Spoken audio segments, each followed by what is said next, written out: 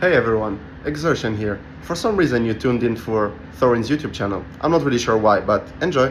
If I say underrated, I could consume their product every day, no filler, very reasonably priced in the industry, and lots of variety. I could be talking about Heccu and what she brings to broadcast work, but I'm actually talking about delicious gamer subs, which you can always get 10% off using my code Thorin, Thorin, at gamersubs.gg. This is one of my favourite flavours, lemonade. Can't go wrong with this one. It used to be called citrus lemonade, now it's just called lemonade.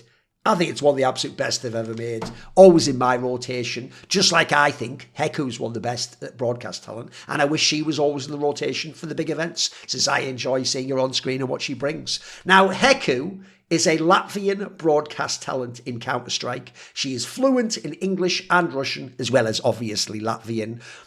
There's just not that much call for that language, obviously. She is best known for her work as a sideline reporter and an interviewer, but she can also be a desk host and a stage host. She has worked some of the biggest events in Counter-Strike, including the IEM Rio Major in 2022 and IEM Katowice more than once, one of the prestige events in the game. But the reason I am making this video is that for some reason, it is an absolute mystery to me. She barely gets hired for Tier 1 events now, and this has been an ongoing issue ever since CS2 came out. At the end of CSGO, she looked like a top talent who was blossoming from a prospect into a prime elite individual in her industry, only for suddenly she seemingly has been frozen out by a bunch of the big TOs.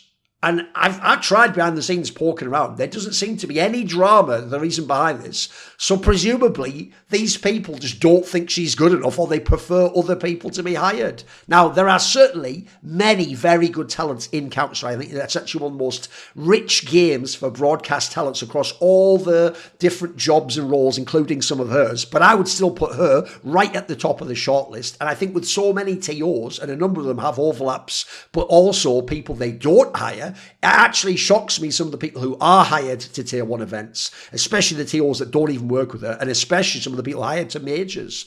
So let's get into who Heccu is and establish that and outline not only why I think she should be hired, but as the title of the video suggests, a plan I have to get it to happen. So first things first, if you actually want to know about her history, there's a bunch of interesting interviews and articles, but I actually will initially shout out this article here. It is on lsm.lv, so it's a Latvian website. And this is actually obviously in Latvian, but if you have like a translator, it'll translate pretty well from the Latvian language. It's very easy to read. And it's a really interesting story from an internet cafe in, I can't pronounce that thing, to the world esports stage, the story of Anastasia Tolmacheva, which is her name. So you can go all the way down. It's got some really interesting stuff in there. It has her whole story from being a student onwards, and I will address some of that myself. So she is a Latvian gamer who has a bachelor's degree in microbiology from the University of Latvia. She has a master's degree in cell and molecular biology. By the way, you will notice if you follow her social media, she is good at reading science books and extracting the gist of it and the point from it, finding studies. She's someone who's well versed within that space. I think that's actually, by the way, a really good background to then become someone who is diligent at doing the homework of researching in esports, because a lot of the time you are scrolling through wikis and websites and trying to get little details and tidbits, especially if you're going to be, by the way, an interviewer or someone who works with relation to the players themselves. The more you know about them, the more that will build your rapport, and it will show the respect that you've actually researched who they are and you care about them and you have a curiosity, which I think is one of her strong suits. If you go back, the story says that she attended her first esports event in 2013, and I'll actually now show you some of her career history. So first of all, she actually popped up in Heroes of the Storm because she was a League of Legends fan. And if you don't know, Heroes of the Storm was Blizzard's MOBA. Obviously, the joke is originally Dota was their MOBA, but they fucked up and let that get away from them, which eventually Valve did. And then you had Horn, and then you had League of Legends come along, which just copied Dota All-Stars and had some of the original people like Pendragon. So anyway, she went to Heroes of the Storm, which was Blizzard's MOBA, the one we had to share all the, you couldn't be like the solo carry. And she was initially a streamer, as it says here, but by the time you get to 2016, she's already getting a little bit of notability. She's not some 18-year-old girl. That's why she has a history all the way back to 9 years ago. And by the time you get to 2018, she's already an interviewer at the Heroes of the Storm Global Championship Mid-Season Brawl. Now, if you don't know, the name might sound like a mouthful, but this is a legit event with the best teams in the world there. Like, these teams here, if you don't know, these are the best teams in Heroes of the Storm. You've got, like, Fnatic, but obviously the key ones are like Genji with Rich, who was like the faker of HOTS, etc. You've got the absolute best players and teams at this event, and she's working already back in 2018 as someone who's coming from being, something of like an amateur, becoming maybe a semi-pro, and exploring their passion. When HOTS got killed right after this, because Blizzard just shut down support for it, and unfortunately it wasn't a scene that was supported heavily by the third-party TOs, it was mainly Blizzard running it all, she already knew Counter-Strike and had a background in it because she used to be in the LAN cafes in her country and in Eastern Europe in general, in the Baltic countries. That's where everyone knows Counter-Strike. There's a famous thing that I was told when I was in South Korea about StarCraft 1 Brood War, not StarCraft 2, which is... If you ever go, StarCraft 2 was never that huge in the PC cafes. They're called PC bangs there. But if you ever asked any person in Korean culture, I even had girlfriends who weren't gamers at all, who if you said about StarCraft, they'd be like, oh yeah, I played that when I was 12 or whatever. In fact, a taxi driver once said to me, it's what everyone did when they were 12. And so I had like a girlfriend who didn't know fuck all about gaming. But when I showed her StarCraft, she was like, oh, I play Protoss or whatever. And I was like, what the fuck? But she knew nothing more than that except for like boxers, real Korean names. So similarly, if you're from Eastern Europe or the Balkan area, everyone knows Counter-Strike. It's what everyone was playing in those LAN cafes. It's what the youth culture was at the time. Loads of people had like the cracked Steam. And it was just a very cheap, fun way to play. You didn't even have to have their PC at home. So she knew Counter-Strike, and that was obviously then a vector to move further into the esports industry. So in Counter-Strike, we can already go ahead and skip to there. She began doing smaller regional events. Like if you go all the way to here, you can go back. She's doing, unsurprisingly, the Baltic Esports League. And also, on her YouTube channel, if you go back, she'd already done some content back in Heroes of the Storm, like Kalaris, who everyone knows from StarCraft. But you go up, and she starts doing interviews with, first of all, her countryman Yekindar, back when he was popping off in VP. Nicky, if you don't know, was a guy from, I think, Lithuania, who later went on to be quite big in Valorant. You keep going along, then she's got all these players who were in the like academy just below the pro level, which at the time was really popping in 2021, or coming into later the We Play Academy. And obviously at the time, no one cared about academy players, but now we care a lot, don't they? Because some of them became top players. Supra is the forgotten man. If you don't know, in Gambit Youngsters, it was him. And then basically he was replaced by Hobbit, from what I remember. And the rest of them were all the players you know that later became Gambit Cloud9 and were going deep in majors. So here she has an interview with Supra. She had an interview with LNZ from Young Ninjas. Obviously, he now plays in Heroic. You had JDC, who at the time was in the Mouse NXT, the Academy squad. Now he's in Big. You had Regali, who was obviously a Romanian talent. Now he plays in FlyQuest. Then she went to WePlayer. At WePlayer, by the way, supposedly, according to these articles, she paid her own way to Kiev to do the WePlayer stuff. She paid her own way there. She started doing these interviews. This all combined got the attention of HL TV, who picked her up to do some work with them. And then also, she eventually got work on the broadcast of the We Play Academy League. So as you can see here, she has an interview with Shu here back when he's just on Mouse Academy. ZTR when he was on Young Ninjas. He now obviously is in Gamer Legion. Cyclone back when he was the coach of the Mouse Academy squad. You have Boros when he was on Endpoint before he became the player of Monty, who was going top 8 at the Blast Paris Major. Process obviously later became a player for Big. Torji is now one of the best players in the world. Exertion is one of the best players in the world. And so she was able to get gigs in CS, and her first big broadcast really was the We Play Academy League. And if no one remembers, the We Play Academy League in 2021, at the time, all CS was online, wasn't it? And we only had these online weird European ones. And you'd have, you'd have some people went to Denmark to be in the Blast studio. You had some people could go to the ESL one where they had that little group of people. But aside from that, most online competition was just like an online cop. It was scoffed. So We Play Academy had people, again, on the ground in Kiev. So they had James Banks and they had Heccu and they had a bunch of chance to interview players, etc. And this was one of the times where we not only got interested in the Academy League because they had players like Monacy, fucking Head Trick, NPL within the Navi one. You had all those players in the Mouse Academy. There's a whole bunch of players across this league who later on we all came to know. That kick-started her getting hired to bigger events because you could already tell her English was a bit more scuffed, but it was definitely very fluent still back then. She just had to get the accent down a little bit more and get a bit smoother on camera, but you could already see there was something there. I actually remember sending her a DM way back during the Sweden Academy League saying, like, you're doing a good job on these events. Like, you could already see, as a nobody that I'd never heard of, like, this person has talent. Then after that, it seemed like she'd kick-started a whole cool career because look, after this, after We Play Academy, she gets to be the interviewer at IM Katowice when we were back fully on land, the one that was won by FaZe Clan, where the MVP of the event was Brokey, and they had that insane standing scenario with JKS coming in for Rops and Rain and having to go in and out of the roles. Then she got to work ESL Pro League season 15. She started working the ESL Impact League, obviously the women's league, the female league over there. She was doing ESL Impact, then she did another ESL Pro League. By the way, this one here, season 16, was the one where she did that famous Sun Pius interview, because this is around the time when he joined ENCE after having been in Movistar Riders. Then she got the call up immediately. She's doing great work with the ESL at this point. She gets the call up to the major. She gets to be the sideline reporter at the IEM Rio Major. She does this Elisa event, another Impact League. The problem then is this. You go to the next year, everything's going fine. She works Katowice again for a second time. By the way, that is 3 prestige events in the span of like a year, basically.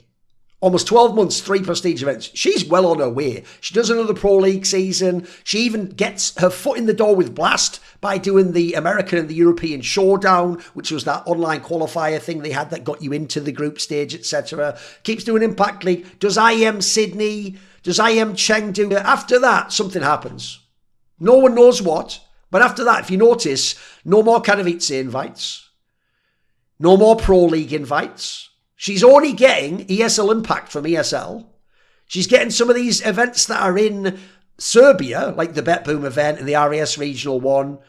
All Fisher Playgrounds obviously run by those Russians in Serbia as well. All she's getting is ESL Impact and Fisher Playground / tournaments that are held in Serbia at this point in time. Now, what's bizarre to me about the way the hires have dried up is, as I'll get to, there's no drama behind the scenes as far as I'm aware. Also, her skill set is actually phenomenal for all the roles I've listed that she can do. In terms of languages, it's not just that she can speak English and Russian. She is fluent in both. Fluent. And when you consider how many Russian speakers there are now, it's loads of the top players. The joke is even Brazilian teams have Russians and Eastern European speaking players in their teams now. So the amount is already growing. Also, I'll just throw this out there. If you are a company, I don't know, let's say Star Ladder, where some of your employees, maybe some of your producers speak Russian, crazy idea, your English might not be that fluent. You could communicate with her for the broadcast in Russian, a language you are presumably better at than English. And spoiler, I've met some of you. You are better at Russian than English. And I say that as somebody who doesn't know fucking Russian. Now, if you think of her style, I think her style is one of the best suited to these interview and host roles. She knows the game, she knows the players, and she can go with the flow. And by the way, that third one is underrated too. Like, I'll give you a few examples. There's actually a story in that Latvian article that if you go down to here, showcases that she is going above and beyond to do a great job as an interviewer and build rapport with the players. So when she interviewed the Latvian player Brokey, who at this point in time is in the best team in the world, you'd already think the fact he's Latvian means she'd get an easy interview. If anything, it should be almost like a Nepo angle where he'll give her an interview that he won't give to other people, right? Not even the case. Even with her, he was trying to do the little yes-no answers, which make it not a very good interview. Look, it's funny and it's swaggy, and I get that he doesn't like to do media, but it is necessary for the broadcast and for fans to connect with Brokey. So what she did here, she said, is to address that problem, she prepared a list of about 70 questions for the next interview and warned Brokey, his name's Helvey, I have 3 good questions and I want you to give normal answers. If it's the same thing again, as in he just gives yes, no, I'll go through the entire list. She said there were even questions that were not related to Counter-Strike, like what he would order at McDonald's. The strategy worked. Brokey accepted the challenge and the interview went well. Then I'll give you a couple of other examples. So how about this interview she did at ESL Pro League when St. Pius had just joined ENCE. Now, what's sad is she did such a great job selling this, almost like a wrestling heel and putting him over, that a lot of people, I think, genuinely believe this wasn't a skit or pre-planned and that this just happened organically. Let me just show you the clip a second. Where the gag is, he comes from a Spanish-speaking team. He's joined an international English-speaking team. So how is he going to adapt to speaking in English? Hence, this pretty well-done skit. We're pretty much ready for the last series of the day. And before we do that, let's talk to the newest edition of ENCE. It is none other than Sampayas. Sampayas, previously you played only on Spanish teams. And right now you're playing on an international one. Do you have any difficulties communicating in English? Bueno, a ver, yo creo que en inglés me comunico bastante bien y no tengo ningún problema. No, I'm joking. Yeah. If you don't get that she almost certainly went before this interview and said to St. Pius, this is what we're going to do. You're going to pretend to speak English or Spanish only. Then I'm going to be like, what up to the English? And then I'm going to react also. If you think that was a totally organic moment, you don't get broadcast work. That was like a fucking WWE skit. It was good as well. It was really funny. Like, it actually ingratiated St. Pius to the international community. It showed Heccu knows how to have some fun. She's built rapport with him. She executed it. By the way, she nailed, like, the fake, it's a skit, I'm wink wink. Oh, no, what? Oh, what? She nailed it. She just absolutely nailed it. Similarly, how about this one? Who's another person who's really hard to get interviews with? How about James, the old Virtus Pro captain? Outsiders are entering the building. Hey, James, I see now you're pretty fluent in English. Are you ready for another interview? No, so... That's just hilarious. That's actually just straight fire. That's really funny.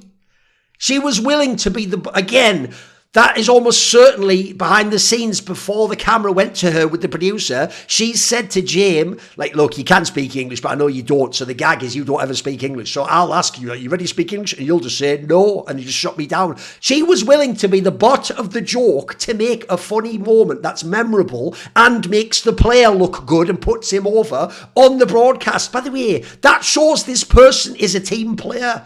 I know a lot of people who do these roles who are really good at their roles, but they're mad divas, they're egomaniacs. They want to be the star. They'll step over someone else in that moment. Someone else is making a joke or making a skit. They don't even know the play, like some Glenn Ross nightmare fuel. Fucking shout out Kevin Spacey's character. And they'll just step all over their feet and go, hey, yeah, and what about this? And you're like, oh, you just fucking ruined the punchline for him. She's not doing that. She gets her place within it, and she's helping create moments for other people. This is subtle stuff, but if you know broadcast work, this is straight fire. Then also, go and just look at her more recent interviews. Here's where she does this style where, when it's using the phone, they have her there, but then, on the corner, but you have also the players. You get to see both reactions. When she interviews Torji, someone she's known for quite a while, just look at the way his face immediately lights up for the interview. So, Torji, congratulations. 0 deaths in the first half. How did that happen? Notice how easily she just brings him into the interview and doesn't make it feel high stakes or crazy. Just makes it feel like, hey, we're just having a chat here and I know you, and that was kind of there. And immediately he opens up and there's no pressure there. This is someone who has a really good rapport with the players. I've seen a lot of even really good interviews from other esports who definitely have the professional interview style down, and they come in, but they're just shooting in the dark. They're just hoping someone gives them an insight into what that player's like or what angle to use them. And sometimes they're just, hey, and what do you think of this before the next game? And then you just, and if you get stuck with a Jame or a Brokey on one of those ones, you shit out of luck. Whereas someone like Heccu already knows these players. She has the inside angle with them in that regard. It's not a chore for the players to talk to her. Also, I'm just going to say this right now. If you work on the broadcast, presentation is a lot. I'm sorry, you can't be really ugly. I think you'd have a hard time being someone who's deformed or something. Just because people would make mean comments, it would become all about that. There's even people who do work and would say things like, I want sponsors to be a certain... Part of what matters on broadcast is your appearance. I had to learn this myself. I used to do things like events like DreamHack told me, just do whatever you want with gamers. So I would wear a fucking sports jersey, I'd have my hair all messy. And I had to learn over the years, hey, you're doing a professional job right now, a job only a few people in the world can do. You're representing a broadcast and sponsors that are involved, and hundreds of thousands, maybe millions of people are watching. You have to level your style up. This is someone who's got a fantastic style. I mean, look at it. She's feminine, professional, classy. By the way, she's also got a unique look as well. Maybe a little more of a darker sort of aesthetic style. It's kind of interesting in itself. I don't think anyone else is going for her fashion style. And I'm sorry, appearance does matter when you're on camera. I think she looks great. Also, think about her tone. She is someone who is playful, but at the same time knowledgeable and well-researched and can dip and seamlessly move between each. Very amiable, by the way. Seems like everyone immediately just is potty in her hands. Can easily work with them, can interview seemingly anyone. In terms of her attitude, I think she is someone who has showcased that she is genuinely curious. She is diligent and hardworking. She's even very improvement focused. Like, I'll actually show you something quickly on her YouTube, which is on her YouTube and on her social media. You might have seen she did these videos here.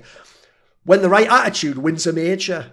Why are you not getting signed by a team? Why are some young prodigies winning and others losing? What she does is, using her academic skill set, she basically does like a presentation based on, each one of these is based on a book she read, like a self-help type book, and she extracts from it the core principles and mechanisms and then outlines it related to fucking esports. And this is actual actionable advice that like young pros or people who aspire to be pros could use to improve their own situation and lot in life.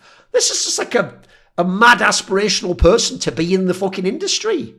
Also, there's a really interesting answer she gave in this interview with cybersport.ru. Again, I've translated it just using Google. If you go down, you will find this question here where they say, what are your top tips for people who want to become hosts? Let's say I want to be a presenter. What advice would you give me, someone with zero experience? Most of the time, people just give you really generic boilerplate advice, or they give you advice too specific to their own unique idiosyncratic circumstances that you can't actually apply it yourself. Listen to this answer.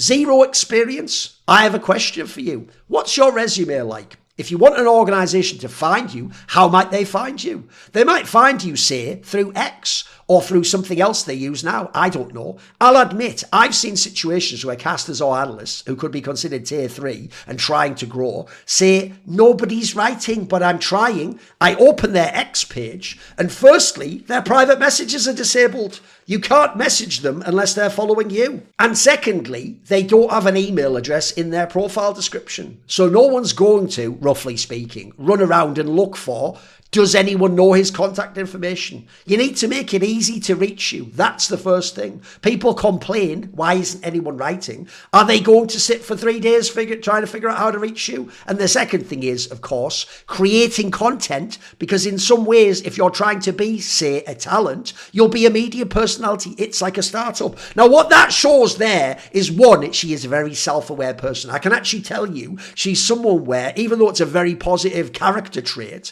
the fact that she just views everything negative as like a challenge to improve and to transcend and to make you better, so that then when you do get hired by the person, it's because you know you rose to the level or met with the standards. That's all great, but I actually feel like sometimes that's something she allows to get in her way of thinking it's like fair that some of these TOs don't. I don't think it is. I think she's already showcased more than enough. But I love the mindset, because that's the mindset that will make you the best one day and will keep you pushing even once you get the gig. I know lots of even top talent who they get the gig and they're just stressed on their laurels. They think they're already in the door, so it's like, now I can just chill and relax. It's like, no, this is supposed to be like the players, a performance industry where you're one of the best in the world. And if you aren't one of the best in the world, I absolutely believe you should be pushed to the back, and other people who are pushing their way to the forwards by being hardworking and diligent and improving will take your spot, just like with the players. We all have to criticise them when they underperform, right?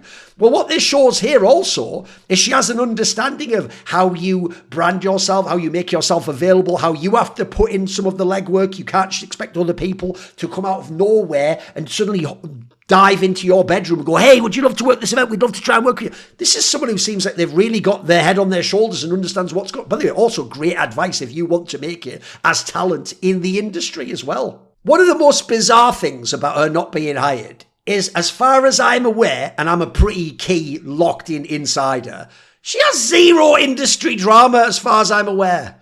So what's the deal? Even better than that, there are loads of people who I like in the industry where if I talk to friend or colleague or associate X, they're going to tell me colleague, friend or associate Y is a douchebag and did this thing or fucked them over. But then I go and talk to Y and he's going to tell me, yeah, but here's my side of what happened with X. And sometimes I even just have to come down in the middle and just go, look, Seems like they're both fucking with each other on that one, or one dislikes each other. I've never even heard a single person dislikes this. Everyone I know who works as broadcaster likes her, thinks she is good and wants to work with her. Then also, a key detail I always stress when it is people from this background is she is an authentic fan who is really good and has this professional skill set. She's not just here for a check or because CS is popping right now. It actually reminds me of Freya's entry way back with Face It and when we hired her with Flashpoint. When she came into the space, somebody who was an authentic fan of Counter-Strike for a long time, or when Tech Girl came from other games, it turns out she wanted to do CS the whole time, a couple of years ago, or how about more recently, Donna's Rise, someone who would follow the events anyway, and she was never hired to them because that's what she was already doing. You can tell these people genuinely care about CS and are into the game, and it radiates through the screen. You can just feel it, can't you? And that's why, when they're not even hired to events, they're still keeping up with the scene, they're still following the news, they're still participating. And, as Heccu points out, they're making content. They don't just wait and just hope for their phone to ring one day and go, I could do so much, but I guess no one knows. No, they put themselves out there and show that they're still actively engaged, they're still following the storylines, they're creating their own content. They themselves are a media personality, they're working on their craft. You can see what the skill level would be like if you hired them to a desk, or what they might be like. This is someone who gets it. This is someone who's self-motivated. They're not sitting around like a victim, are they? Also, but if you didn't know what she's been doing for the last few months, all the big LANs, she just streams every day, the whole day of the LANs. She's just like a big watch party. And not only does she bring her own personality to it, but I actually think if a TO wants to consider a different role to hire her in, I think she would be a fantastic host for a second stream for like a major or a prestige type event. You know, when people talk about they did it for like TI and Worlds back in the day, like a newbie or a casual stream, she would be fantastic for that. She's really, really welcoming, can go on all levels of in-depth stuff to more light-hearted stuff. She's really good at taking questions from the Twitch chat without getting irritated. That is a weakness of mine, I've got to say. And let's just be real. Put all cards on the table. This is Thorin, motherfucker. I'm not just going to be on some professional level. She's like some fucking nerd's dream of what we wished a CS broadcast talent would be like when this shit began in the 2000s. Back then, there was two girls in the room. They were either like the fucking wife of the guy running the LAN, or some one player's girlfriend who could get a girlfriend, or maybe like one of like 34 female players in Counter-Strike that played the game semi-pro. If you'd have made a movie back then of like, imagine in a lab some fucking nerd who loves CS creates the dream fucking broadcast person, it'd be someone who looks fire, has a fun personality, sense of humour, legit actually loves the game, follows the scene as their passion. That wouldn't even seem possible. That would seem like, well, you're going a bit too far there, mate. You've over-egged the pudding there. That'll never happen. These people are here and we're not fucking using them. We're just waiting them to sit on the sideline while someone who does a million other esports and just wants to check or goes, oh, CS is so hot right now. Yeah, of course I'll work your event. Or just comes along, I speak one language. Oh, what's that? This person doesn't speak. Well, we shall look on that. Get the shitty translator in. Like, give me a break. This person can also translate on the fly, by the way. So I don't just want to advocate for her, by the way. Like, if a TO's listening, to hire her. You should, by the way, in my opinion. If you want to take, for whatever you think that's worth, I think I know a lot about fucking esports. Some would say I am esports. There's someone being me. I also want to start a little movement. That's the point of this video. So if you got to this point in the video, here's what you can do to join my movement to get Heccu hired. We can correct that wrong. When you see a talent announcement for a big event that she isn't on, or you see a moment, an interview happens, something else, where you think she could have done a great job, just make a comment on why you'd like to see her hired, or that you want her to be hired, and use the hashtag, that's what I want everyone to do, hashtag hire Heccu. It's an easy one to remember. Just capitalise the two H's. It's going to be easy, really visible. Now, listen, here's a little pro tip. Don't be rude or demanding. Don't denigrate other talent that are doing the job currently. Just point out what she brings uniquely to the broadcast, that you'd like to see her being hired, and you're behind it, and use that hashtag. Let's make it just a little ripple of a social phenomenon. It might not seem like much to you, but I can tell you the producers and the hiring people and the execs at TOs do read social media. They do check out big Reddit threads for the key comments. They still operate on that factor that used to work with the BBC back in the day, where if one person writes a letter, their logic is there's 1,000 people that didn't bother to write the letter that have the same sentiment, so you have to listen to those outliers that write. So this can have an effect, I'm telling you, because I think she is mega. I think Heccu is actually mega. She seems like one of the best people in the industry too. And I say that, by the way, as someone who doesn't know beyond the internet. But I tell you what, I'm a pretty good judge of character. I've also talked to her behind the scenes and I've asked her on the industry. So given the opportunity, I think she will only improve. She has shown already that is the mindset and the diligence that she has. And she will become one of the best to ever do it in the industry. And I will vouch for as much. Now, you know you never catch me dolo online because I'm rolling deep and we dem boys. Who am I talking about? The JerCkysMiNi0n. So this video and the content on my channel is kindly supported by Matt Pugnatio Rajcula, Thooorin, Jensen Goh, Nicky, Jasun. You know who my second in command is. JerCkysMiNi0n. Do you want to suggest a topic or a guest for some of my content? Would you like to ask me a question in an AMA? Do you want to take part in one of those lengthy discussions where you get to set the topic? Maybe you want to see who upcoming guests are in my interviews and on my talk shows. Well, all of these perks and more are available to you if you put your money where your mouth is and join the JerCkysMiNi0n today. How? Via the Patreon link in the description box below. You dig?